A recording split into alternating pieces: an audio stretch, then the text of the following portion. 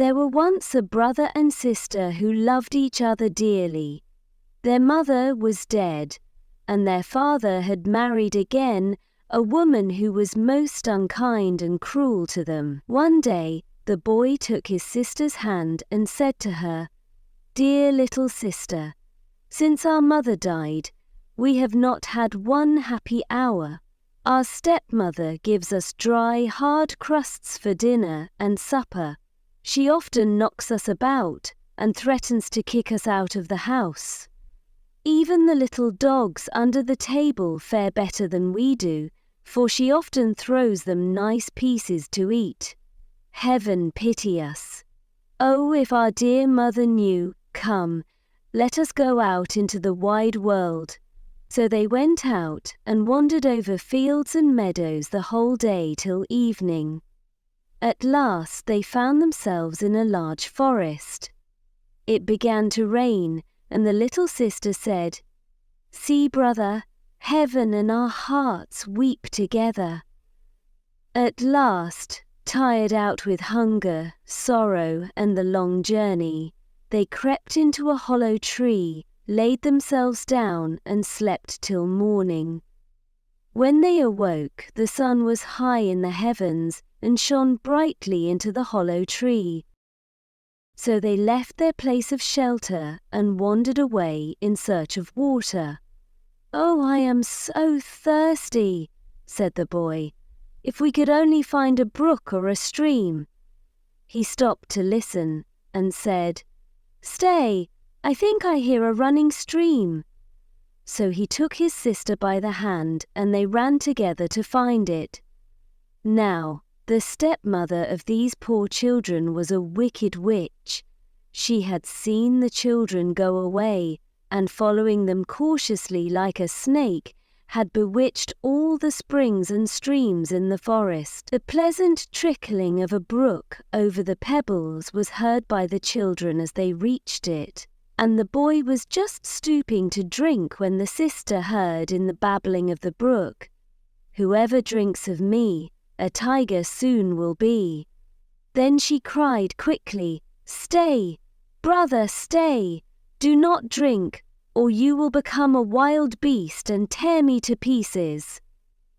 Thirsty as he was, the brother conquered his desire to drink at her words and said, "Dear sister, I will wait till we come to a spring." So they wandered farther, but as they approached, she heard in the bubbling spring the words, "Who drinks of me, a wolf will be."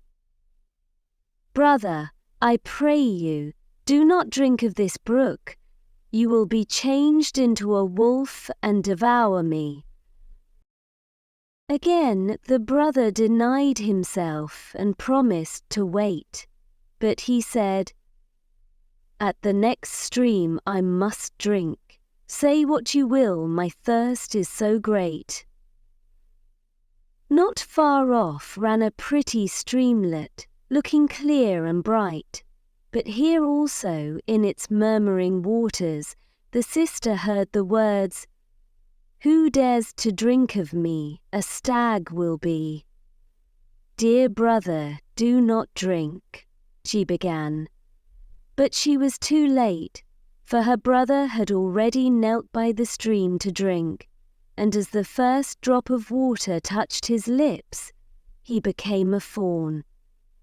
How the little sister wept over the enchanted brother, and the fawn wept also. He did not run away, but stayed close to her. At last she said, "Stand still, dear fawn, don't fear. I must take care of you, but I will never leave you."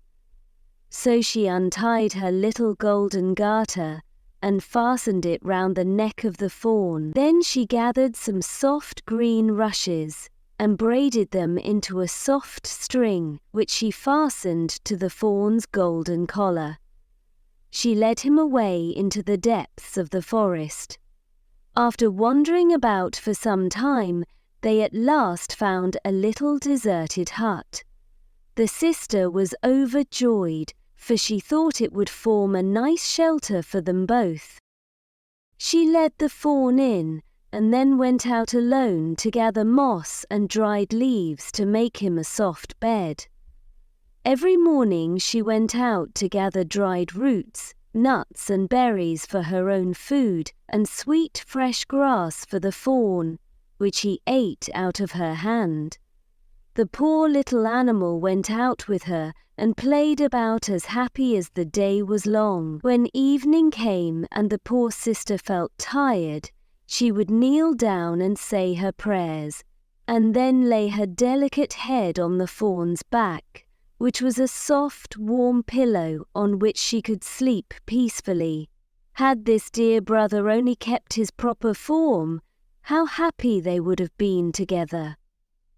After they had been alone in the forest for some time, the little sister had grown into a lovely maiden, and the fawn had become a large stag. A numerous hunting party came to the forest, among them the king of the country. The sounding horn, the barking of the dogs, and the hallo of the huntsman resounded through the forest, and were heard by the stag, who became eager to join his companions.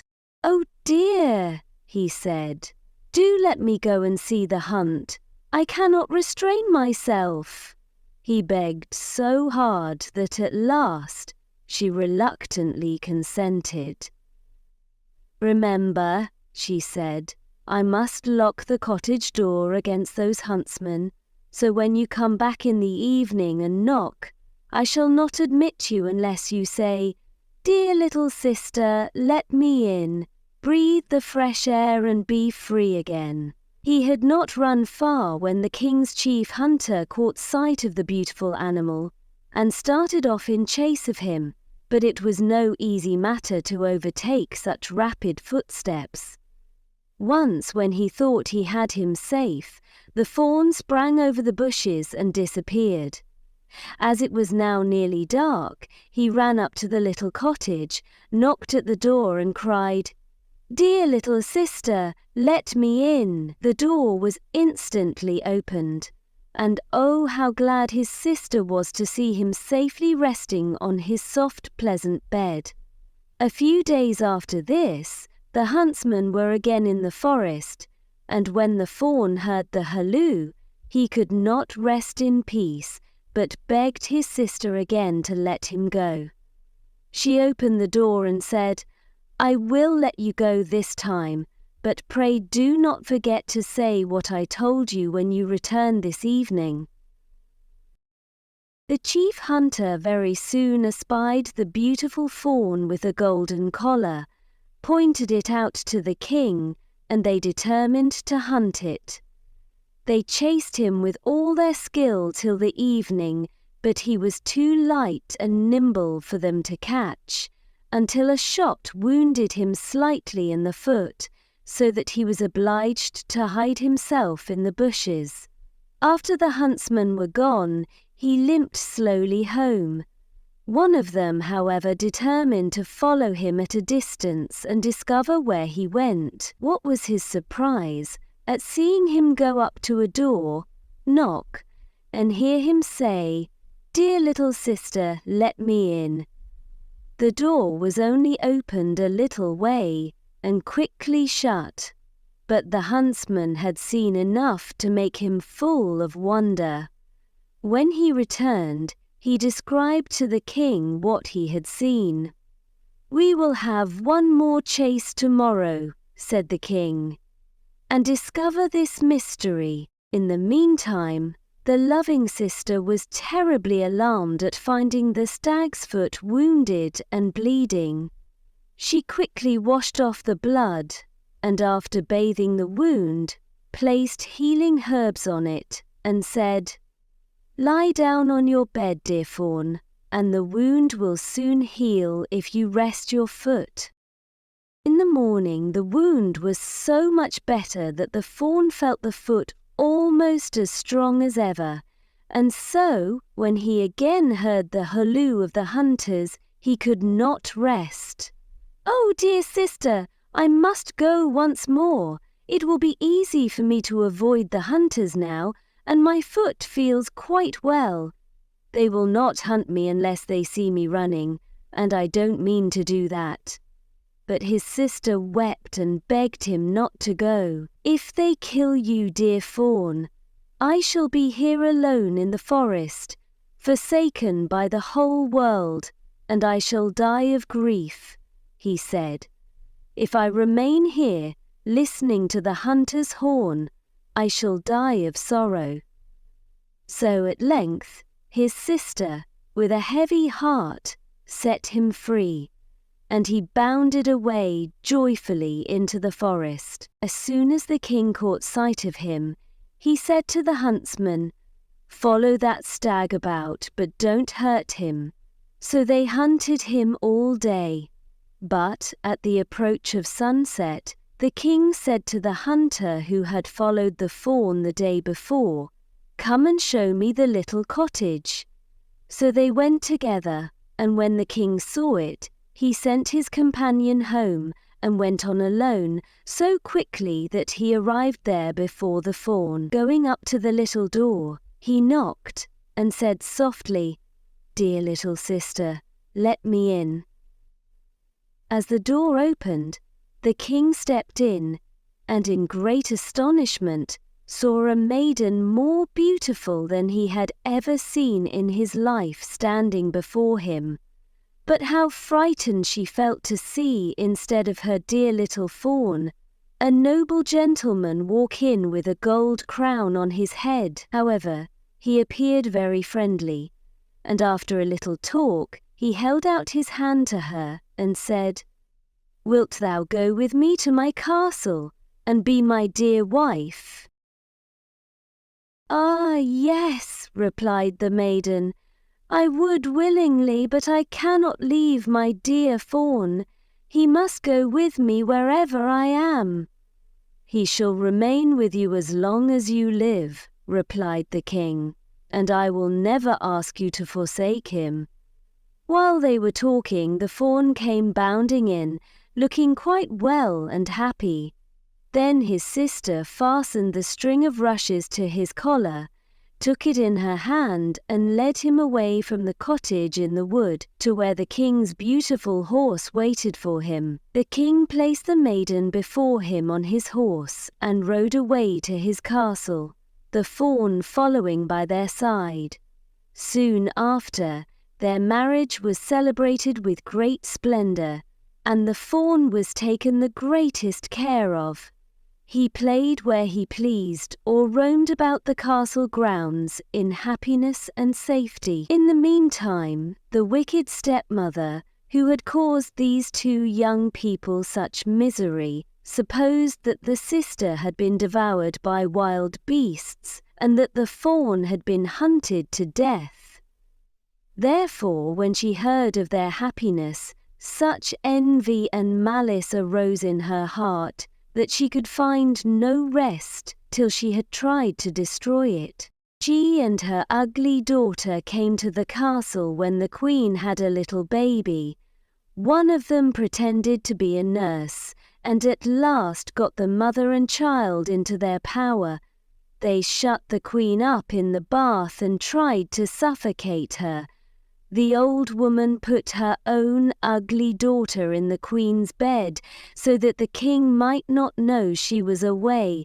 She would not, however, let him speak to her, but pretended that she must be kept quite quiet. The queen escaped from the bathroom where the wicked old woman had locked her up. But she did not go far, as she wanted to watch over her child and the little fawn. For 2 nights, the baby's nurse saw a figure of the queen come into the room and take up her baby and nurse it. Then she told the king, and he determined to watch himself. The old stepmother, who acted as nurse to her ugly daughter, whom she tried to make the king believe was his wife, had said that the queen was too weak to see him, and never left her room. "There cannot be 2 queens," said the king to himself. So that night he watched in the nursery, As soon as the figure came in and took up her baby, he saw it was his real wife and caught her in his arms, saying, "You are my own beloved wife, as beautiful as ever." The wicked witch had thrown her into a trance, hoping she would die and that the king would then marry her daughter. But on the king speaking to her, the spell was broken. The queen told the king how cruelly she had been treated by her stepmother. And on hearing this, he became very angry and had the witch and her daughter brought to justice. They were both sentenced to die, the daughter to be devoured by wild beasts, and the mother to be burnt alive. No sooner, however, was she reduced to ashes than the charm which held the queen's brother in the form of a stag was broken. He recovered his own natural shape and appeared before them as a tall, handsome young man. After this, the brother and sister lived happily and peacefully for the rest of their lives.